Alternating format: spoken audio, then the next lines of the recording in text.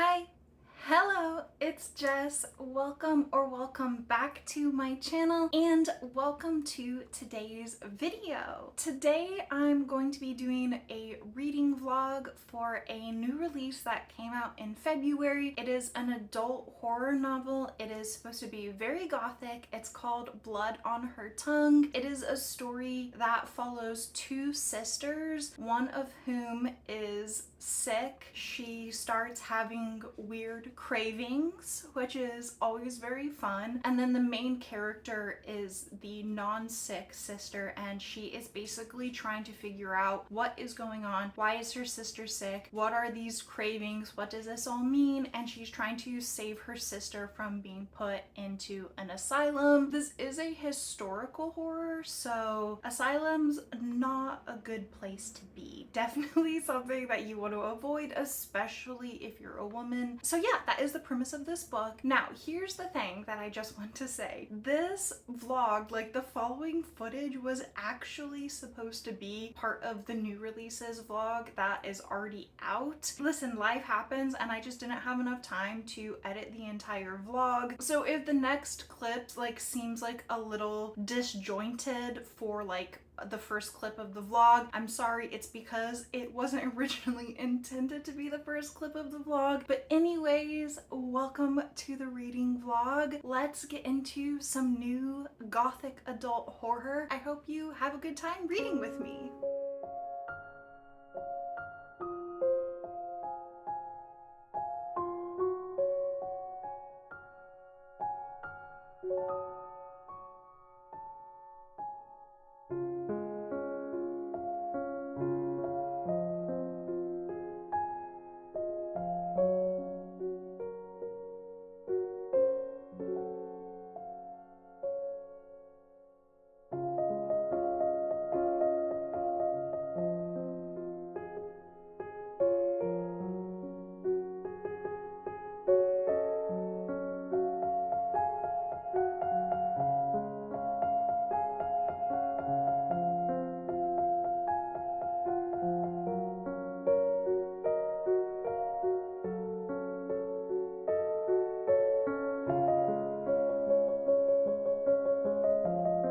Hello, I am now in the new house. Obviously, I started this vlog when we were at the old house. I'm finally going to be reading Blood on Her Tongue, and I just wanted to, I guess, intro this part of the vlog because, to be perfectly honest, I don't even remember what I've said in part one. It's just been so long since I filmed those clips, I don't even remember. I just finished chapter 2, and this book is off with an absolute bang. This is a sister tale. Lucy's sister, Sarah, is unwell, and Lucy wants to go take care of her because she does not want Sarah to be sent to an asylum. I had actually originally thought that the two girls were living together with Sarah's husband because Sarah is married. You can hear Echo. He's coming to check out why I'm talking, because if I'm talking, there must be something to investigate. So I thought that originally Lucy was going to be living with Sarah, but actually it turns out Lucy wasn't, and we opened the book with a letter, and the letter is so creepy. The atmosphere is really great. It's taking place near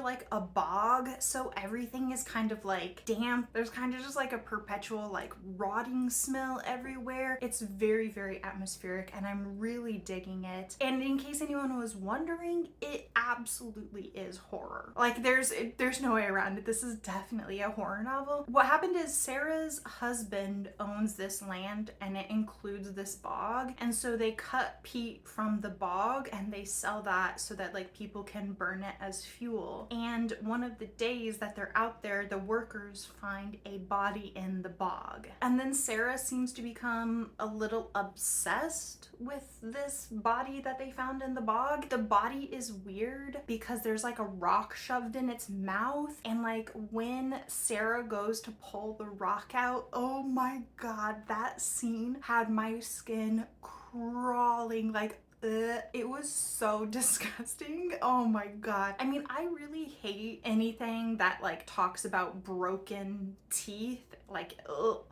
It was so gross. But if you're wondering if this book is horror, yeah, it's definitely horror. There's no escaping it. Yeah, I'm only 2 chapters in and I'm absolutely loving the atmosphere. I can't believe it started off like so just boom, you're dropped into the action. This is billed as a Gothic novel, and usually the pacing of Gothic novels is a little bit on the slower side, but this one, no, it just drops you right in. I do think that so far it is living up to the Gothicness. We'll see as it goes if it lives up to my Gothic expectations or not. Like I said, I'm only 2 chapters in, but it's already gross and creepy and atmospheric. I'm having a great time with it. Also, Sarah already has a history of mental illness. So now as she's like becoming obsessed with this bog body and like acting weird and stuff, like in the back of Lucy's mind, she's like, okay, what is going on with my sister? Did she just go crazy again like she did before? And why is she so obsessed with this dead body? That's where I'm at. I do have a hair appointment in a couple of hours, so I'm gonna read till then. Hopefully I can get a chunk of this done. It does seem like the pages are turning pretty fast. I will talk to you later. Okay, as you can see, I have made some progress. I am almost 100 pages into this book. I just finished chapter 7. Oh my gosh, I definitely did not see the end of chapter 7 coming. Things are a little bit wild out here. Yeah, things are happening. I do want to try to make this a quick little update because I do have to leave in a few minutes to go get my hair done. A couple of things. First of all, the atmosphere is still excellent. Everything is just a little bit damp all the time. It's dark, it's dank, things are kind of like falling apart. Wood is rotting too quickly in this like giant manor house that's half empty that Sarah lives with her husband, who by the way is a complete and total creep. First of all, he is way too obsessed with gender norms. Like he is so obsessed. It's infuriating. And also it does seem like Lucy is low-key obsessed with him and into him. He also has like extra teeth in like his bottom jaw, like behind his like front row teeth. He's got 2 extra teeth and Lucy's like turned on by it, and that's weird. I'm not here to kink shame anybody. Like if you want extra teeth, I mean, I guess I did know that this book was vampire adjacent going into it, so I should have expected some extra teeth, but I definitely did not expect them on Sarah's husband, and I don't like it. The way it's described, you can tell the characters are into it, but we the reader are like not meant to be. It is weird. I don't want to say like too much else about the plot. I honestly think that if you're interested in this book, you shouldn't know too much going into it. I think kind of just like sinking your way into this book is definitely the way to go. Again, this is supposed to be vampire adjacent. That 2 fun things. First of all, before Sarah went mad and has this like mental health episode, which, whew, like I said, chapter 7, the ending of that is wild.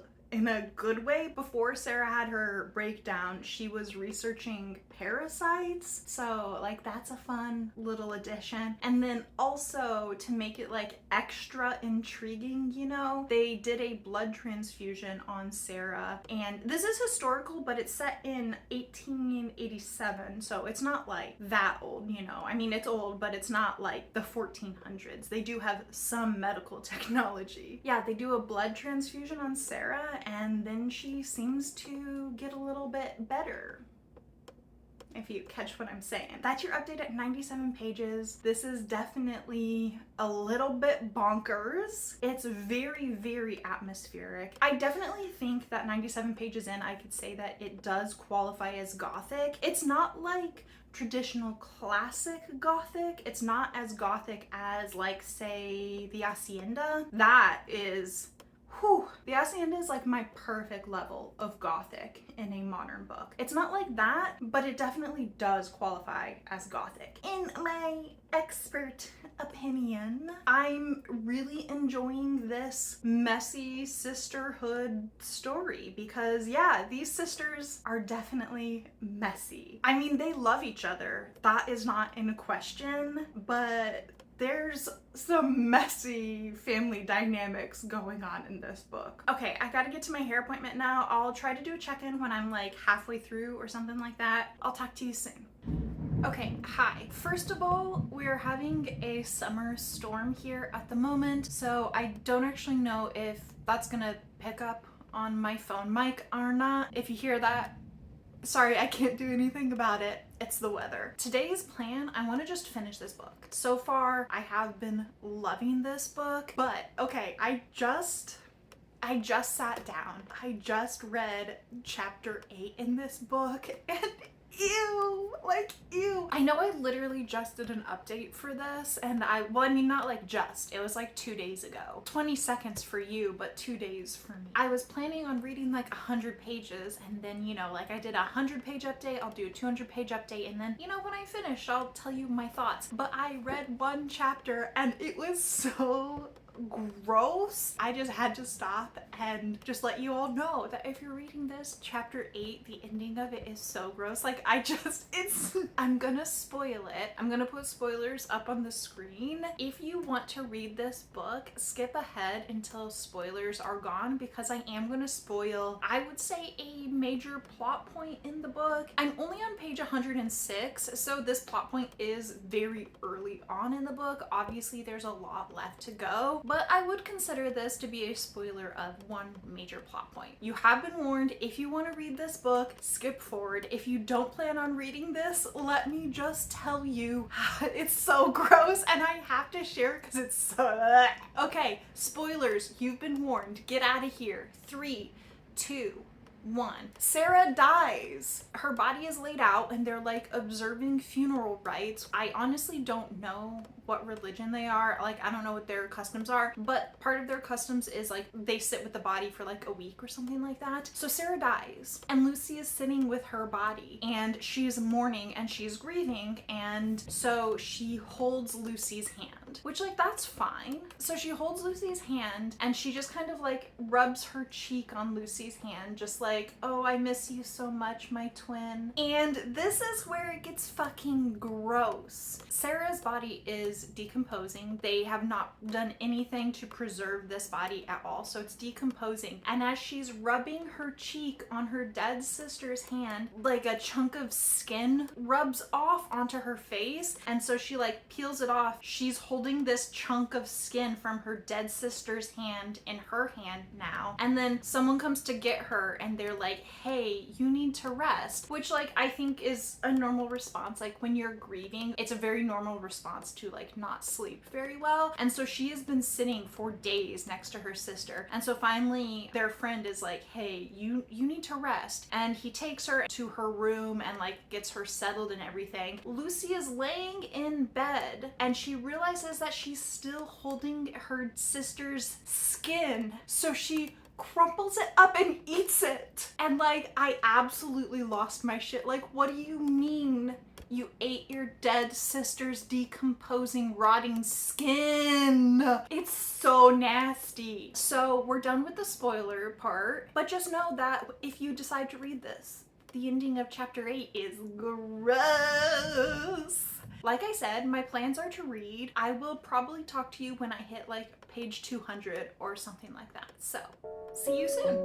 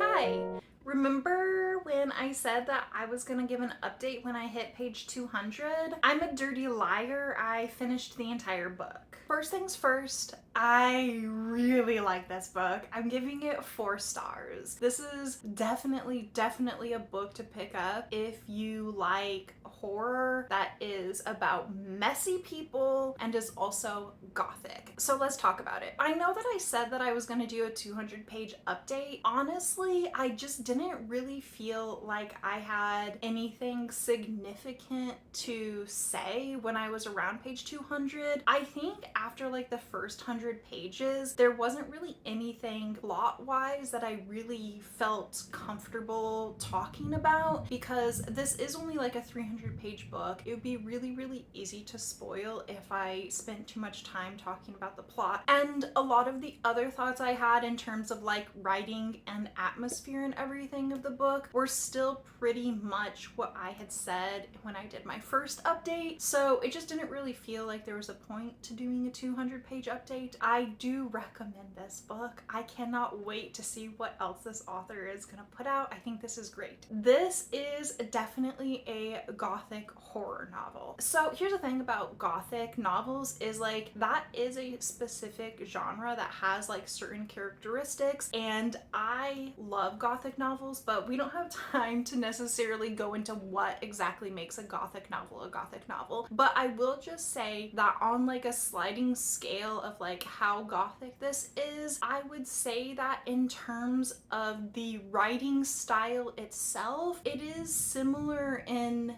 how gothic it is to Mexican Gothic, which I really loved. So if you read that and you liked how gothic it was, then I think that you could really enjoy this. The atmosphere in here, insane. Honestly, like I thought about bumping this book up to a 4.5 just based on the atmosphere, because it's so good. It's so damp and gross, and like everything's like a little bit rotting, a little bit decayed. The atmosphere is absolutely outstanding and perfection. Another thing is, this is definitely a book for people who like messy characters. All of the characters in this book are messy in some way or another. None of them are really like good. I mean, there's like varying degrees of how good versus bad they are for sure, but like this is a bunch of messy flawed people treating each other in not like always the best of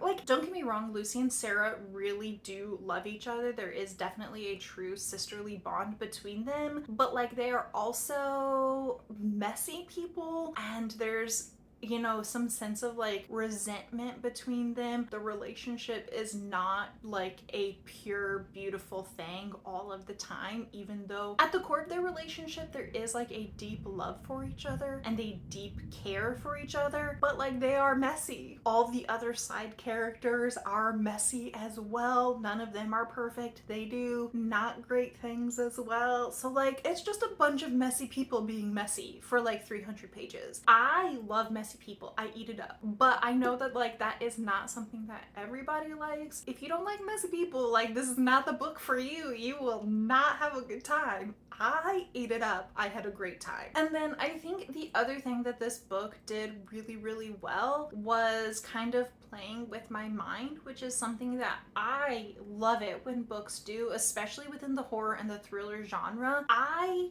love it when a book gaslights me just a little bit and it plays with your sense of reality, and so you're not really sure, is this real? Is this happening? Is this some type of supernatural thing? Does it have some scientific background that we just don't know about yet? Is this just something that's happening because of Sarah's mental health, or is this something that really is happening? While you do get answers by the end of this book, there's a good section in the middle. I have a dog hair on my face, sorry. There's a good chunk in the middle where the book does a really good job of playing with the reader's sense of reality, and honestly you're not sure. And that unsureness, like I loved that. It was so much fun. I also think that this is a book that you could reread and get more out of it. I do think that thematically, in terms of the messaging about mental health and feminism and all of that, and a little bit bit of female rage. I do think that this is a book that I would get more out of on a second read once I like actually am no longer confused and I know what's going on. As a matter of fact, the only like complaint and criticism I have of this book is that I wish there was more internal conflict within like the final conclusion of the book. Lucy makes some decisions. I think the decisions she makes are very interesting, and to be honest, I don't have a problem with the decisions she makes. I wish Lucy had some more internal conflict going on that we could see. I mean, I know that would have added page count, but I think it would have made Lucy more realistic and a more compelling character. This whole book takes place over like a really short period of time. I think the whole book is less than a month, so there really isn't necessarily too much time for character development within a month. While I do think that Lucy did feel like a real character, I think having her go through more of an internal conflict would have made her seem more complex, and I think also would have probably helped me personally connect more. To be perfectly honest, I have a great relationship with my sister,